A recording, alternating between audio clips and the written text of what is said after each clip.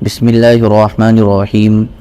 نبوت و رسالت کی چھاؤں میں غار حرا کے اندر رسول اللہ صلی اللہ علیہ وسلم کی عمر شریف جب 40 برس کے قریب ہو چلی اور اس دوران آپ صلی اللہ علیہ وسلم کے اب تک کے تأملات نے قوم سے آپ صلی اللہ علیہ وسلم کا ذہنی اور فکری فاصلہ بہت وسیع کر دیا تھا، تو آپ صلی اللہ علیہ وسلم کو تنہائی محبوب ہو گئی۔ چنانچہ آپ صلی اللہ علیہ وسلم ستو اور پانی لے کر مکہ سے کوئی 2 میل دور کوہ حرا کے غار میں جا رہے تھے۔ یہ ایک مختصر سا غار ہے جس کا طول 4 گز اور عرض 1.25 گز ہے۔ یہ نیچے کی جانب گہرا نہیں ہے بلکہ ایک مختصر راستے کے بازو میں اوپر کی چٹانوں کے باہم ملنے سے ایک کوتل کی شکل اختیار کیے ہوئے ہے۔ آپ صلی اللہ علیہ وسلم جب یہاں تشریف لے جاتے تو حضرت خدیجہ رضی اللہ تعالیٰ عنہ بھی آپ صلی اللہ علیہ وسلم کے ہمراہ جاتی اور قریب ہی کسی جگہ موجود رہتی۔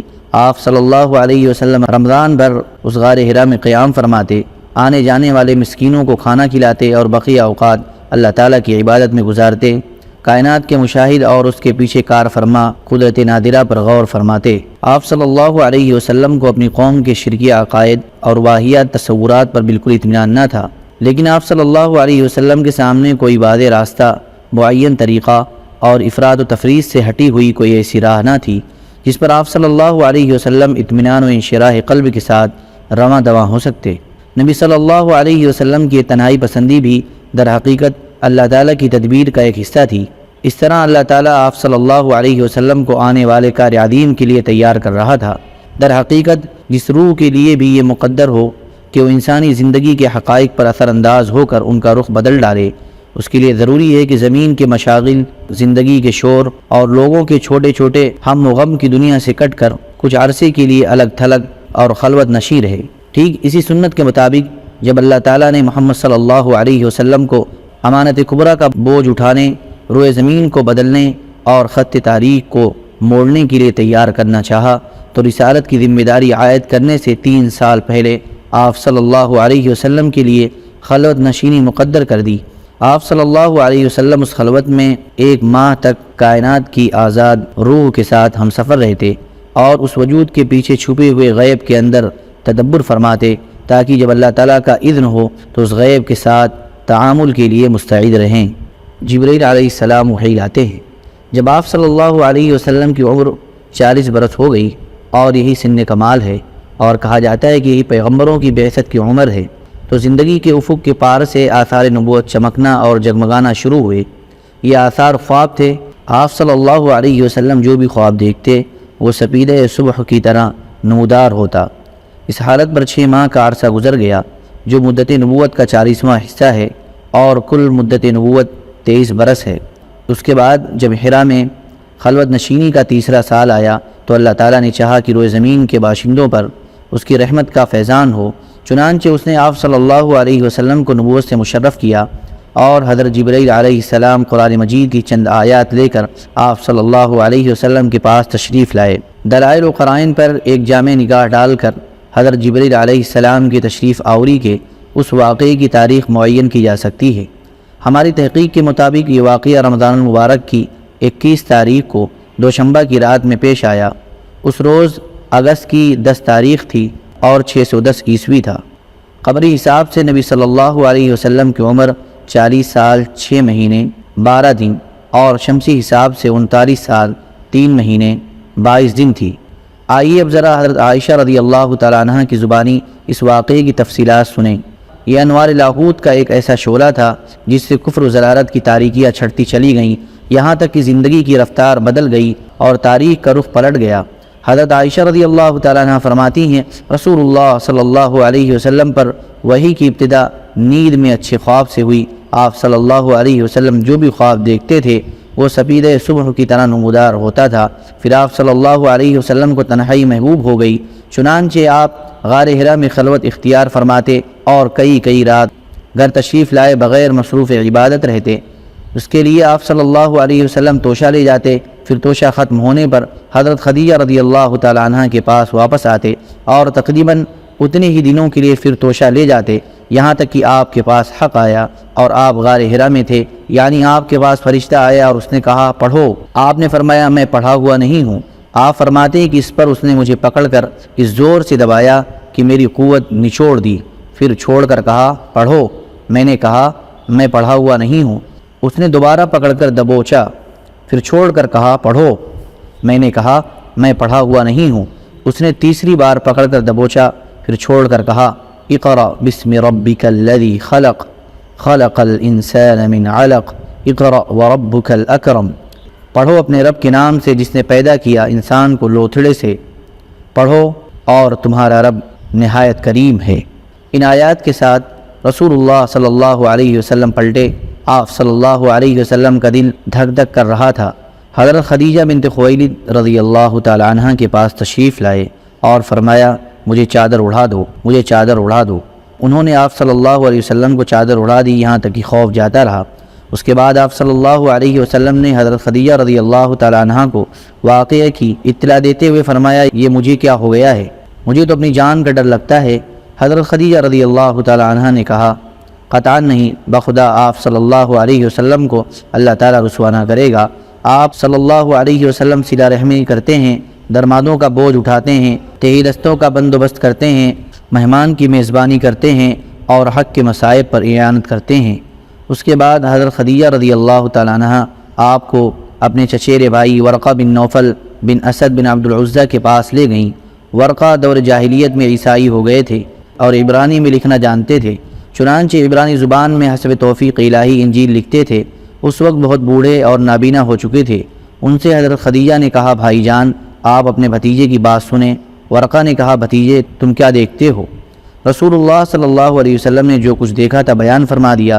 اس پر ورقہ نے آپ سے کہا یہ تو وہی ناموس ہے جسے اللہ تعالیٰ نے موسیٰ پر نازل کیا تھا۔ کاش میں اس وقت توانا ہوتا، کاش میں اس وقت زندہ ہوتا جب آپ کی قوم آپ کو نکال دے گی۔ رسول اللہ صلی اللہ علیہ وسلم نے فرمایا اچھا تو کیا یہ لوگ مجھے نکال دیں گے؟ ورقہ نے کہا ہاں، جب بھی کوئی آدمی اس طرح کا پیغام لایا جیسا تم لائے ہو تو اس سے ضرور دشمنی کی گئی ہے، اور اگر میں نے تمہارا زمانہ پایا تو تمہاری زبردست مدد کروں گا۔ اس کے بعد ورقہ جلدی ہی فوت ہو گئے اور وہی رک گئی۔ طبری اور ابن ہشام کی روایت سے معلوم ہوتا ہے کہ آپ اچانک وحی کی آمد کے بعد غار حرا سے نکلے تو پھر واپس آ کر اپنی بقیہ مدت قیام پوری کی۔ اس کے بعد مکہ تشریف لائے۔ طبری کی روایت سے آپ کے نکلنے کے سبب پر بھی روشنی پڑتی ہے۔ روایت یہ ہے رسول اللہ صلی اللہ علیہ وسلم نے وحی کی آمد کا تذکرہ کرتے ہوئے فرمایا اللہ کی مخلوق میں شاعر اور پاگل سے بڑھ کر میرے نزدیک کوئی قابل نفرت نہ تھا۔ میں شدت نفرت سے ان کی طرف دیکھنے کی تاب نہ رکھتا تھا۔ اب جو وحی آئی تو میں نے اپنے جی میں کہا کہ یہ ناکارہ یعنی خود آپ شاعر یا پاگل ہے۔ میرے بارے میں قریش ایسی بات کبھی نہ کہہ سکیں گے۔ میں پہاڑ کی چوٹی پر جا رہا ہوں، وہاں سے اپنے آپ کو نیچے لڑکا دوں گا اور اپنا خاتمہ کر لوں گا اور ہمیشہ کے لیے راحت پا جاؤں گا۔ آپ صلی اللہ علیہ وسلم فرماتے ہیں کہ میں یہی سوچ کر نکلا، جب بیچ پہاڑ پر پہنچا تو آسمان سے ایک آواز سنائی دی اے محمد تم اللہ کے رسول ہو اور میں جبرائیل ہوں۔ آپ کہتے ہیں کہ میں نے آسمان کی طرف اپنا سر اٹھایا تو دیکھا تو جبرائیل ایک آدمی کی شکل میں افق کے اندر پاؤں جمائے کھڑے ہیں اور کہہ رہے ہیں اے محمد تم اللہ کے رسول ہو اور میں جبرائیل ہوں۔ آپ صلی اللہ علیہ وسلم فرماتے ہیں کہ میں وہیں ٹھہر کر جبرائیل کو دیکھنے لگا اور اس شغل نے میرے ارادے سے غافل کر دیا۔ اب میں نہ آگے جا رہا تھا نہ پیچھے، البتہ اپنا چہرہ آسمان کے افق میں گھما رہا تھا اور اس کے جس گوشے پر بھی میری نظر پڑتی تھی جبرائیل اسی طرح دکھائی دیتے تھے۔ میں مسلسل کھڑا رہا، نہ آگے بڑھ رہا تھا نہ پیچھے، یہاں تک کہ خدیجہ رضی اللہ تعالی عنہ نے میری تلاش میں اپنے قاصد بھیجے اور وہ مکہ تک جا کر پلٹ آئے، لیکن میں اپنی جگہ کھڑا رہا۔ پھر جبرائیل چلے گئے اور میں بھی اپنے اہل خانہ کی طرف پلٹ آیا اور خدیجہ رضی اللہ تعالی عنہ کے پاس پہنچ کر ان کی ران کے پاس انہی پر ٹیک لگا کر بیٹھ گیا۔ انہوں نے کہا ابو القاسم آپ کہاں تھے؟ بخدا میں نے آپ کی تلاش میں آدمی بھیجے اور وہ مکہ تک جا کر واپس آ گئے۔ اس کے جواب میں نے جو کچھ دیکھا تھا انہیں بتا دیا۔ انہوں نے کہا چچا کے بیٹے آپ خوش ہو جائیے اور آپ ثابت قدم رہیے، اس ذات کی قسم جس کے قبضے میں میری جان ہے میں امید کرتی ہوں کہ آپ اس امت کے نبی ہوں گے۔ اس کے بعد وہ ورقہ بن نوفل کے پاس گئیں، انہیں ماجرہ سنایا۔ انہوں نے کہا قدوس قدوس، اس ذات کی قسم جس کے ہاتھ میں ورقہ کی جان ہے، ان کے پاس وہی ناموس اکبر آیا ہے جو موسیٰ علیہ السلام کے پاس آیا کرتا تھا۔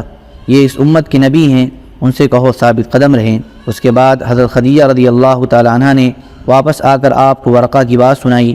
پھر جب رسول اللہ صلی اللہ علیہ وسلم نے احرام میں اپنا قیام پورا کر لیا اور مکہ تشریف لائے تو آپ صلی اللہ علیہ وسلم سے ورقہ نے ملاقات کی اور آپ کی زبانی تفصیلات سن کر کہا، اس ذات کی قسم جس کے قبضے میں میری جان ہے، آپ اس امت کے نبی ہیں، آپ کے پاس وہی ناموس اکبر آیا ہے جو موسیٰ علیہ السلام کے پاس آیا تھا۔ وحی کی بندش رہی یہ بات کہ وحی کتنے دنوں تک بند رہی، تو اس سلسلے میں ابن سعد نے ابن عباس رضی اللہ تعالیٰ عنہ سے ایک روایت نقل کی ہے، جس کا مفہوم یہ ہے کہ یہ بندش چند دنوں کے لیے تھی اور سارے پہلوؤں پر نظر ڈالنے کے بعد یہی بات راجح بلکہ یقینی معلوم ہوتی ہے۔ اور یہ جو مشہور ہے کہ وحی کی بندش 3 سال یا 2.5 سال تک رہی تو یہ قطعاً صحیح نہیں، البتہ یہاں دلائل پر بحث کی گنجائش نہیں۔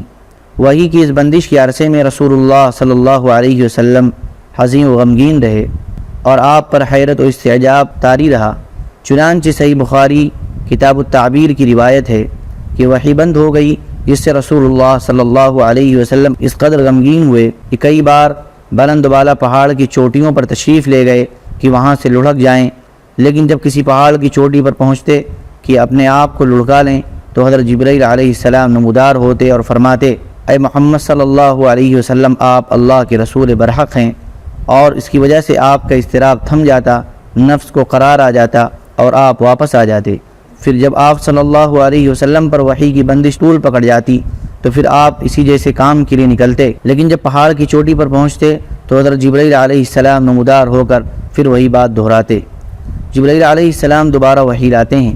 حافظ ابن حجر رحمۃ اللہ علیہ فرماتے ہیں، یہ یعنی وحی کی چند روزہ بندش اس لیے تھی تاکہ آپ صلی اللہ علیہ وسلم پر جو خوف طاری ہو گیا تھا وہ رخصت ہو جائے اور دوبارہ وحی کی آمد کا شوق و انتظار پیدا ہو جائے۔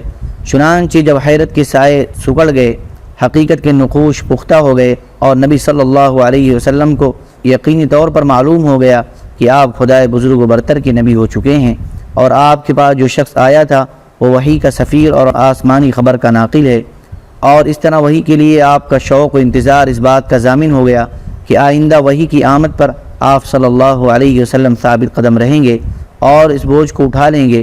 تو حضرت جبرائیل علیہ السلام دوبارہ تشریف لائے۔ صحیح بخاری میں حضرت جابر بن عبداللہ رضی اللہ تعالیٰ عنہ سے مروی ہے کہ انہوں نے رسول اللہ صلی اللہ علیہ وسلم کی زبانی بندش وحی کا واقعہ سنا۔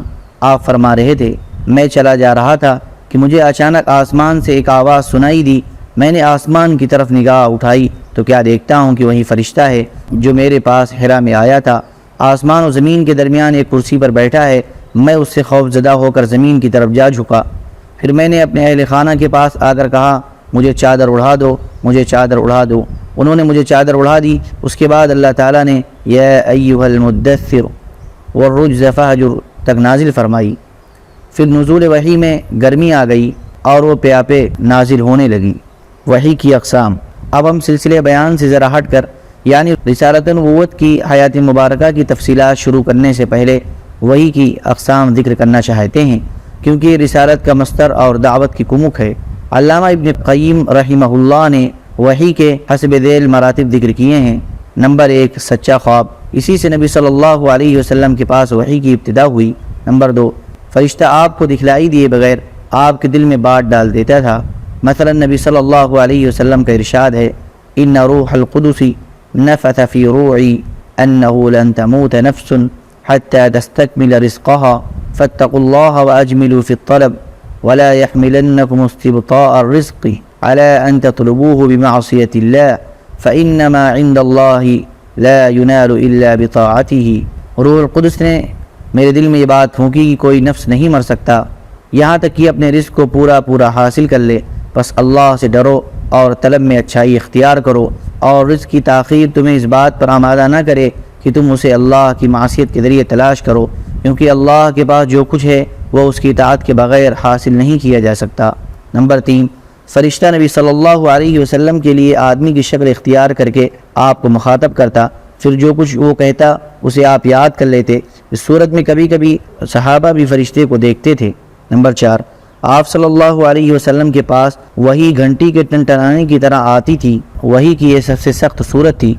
اس صورت میں فرشتہ آپ سے ملتا تھا اور وحی آتی تھی تو سخت جاڑے کے زمانے میں بھی آپ صلی اللہ علیہ وسلم کی پیشانی سے پسینہ پھوٹ پڑتا تھا، اور آپ اونٹنی پر سوار ہوتے تو زمین پر بیٹھ جاتی۔ ایک بار اس طرح وحی آئی کہ آپ صلی اللہ علیہ وسلم کی ران حضرت زید بن ثابت رضی اللہ تعالیٰ عنہ کی ران پر تھی تو ان پر اس قدر گرا بار ہوئی کہ معلوم ہوتا تھا کہ ران کچل جائے گی۔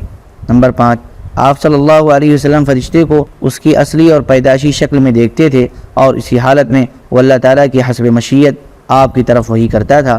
یہ صورت آپ صلی اللہ علیہ وسلم کے ساتھ 2 مرتبہ پیش آئی جس کا ذکر اللہ تعالیٰ نے سورۃ النجم میں فرمایا ہے۔ نمبر 6، وہ وحی جو آپ صلی اللہ علیہ وسلم پر معراج کی رات نماز کی فرضیت وغیرہ کے سلسلے میں اللہ تعالیٰ نے اس وقت فرمائی جب آپ صلی اللہ علیہ وسلم آسمانوں کے اوپر تھے۔ نمبر 7، فرشتے کے واسطے کے بغیر اللہ تعالیٰ کی آپ سے حجاب میں رہ کر براہ راست گفتگو، جیسے اللہ تعالیٰ نے موسیٰ علیہ السلام سے گفتگو فرمائی تھی۔ وحی کی یہ صورت موسیٰ علیہ السلام کے لیے نص قرآنی سے قطعی طور پر ثابت ہے، لیکن نبی صلی اللہ علیہ وسلم کے لیے اس کا ثبوت قرآن کی بجائے معراج کی حدیث میں ہے۔ بعض لوگوں نے ایک 8ویں شکل کا بھی اضافہ کیا ہے، یعنی اللہ تعالیٰ روح در روح بغیر حجاب کی گفتگو کرے، لیکن یہ ایسی صورت ہے جس کے بارے میں سلف سے لے کر خلف تک اختلاف چلا آیا ہے۔ سبحان ربک رب العزت عما یصفون وسلام علی المرسلین والحمد للہ رب العالمین۔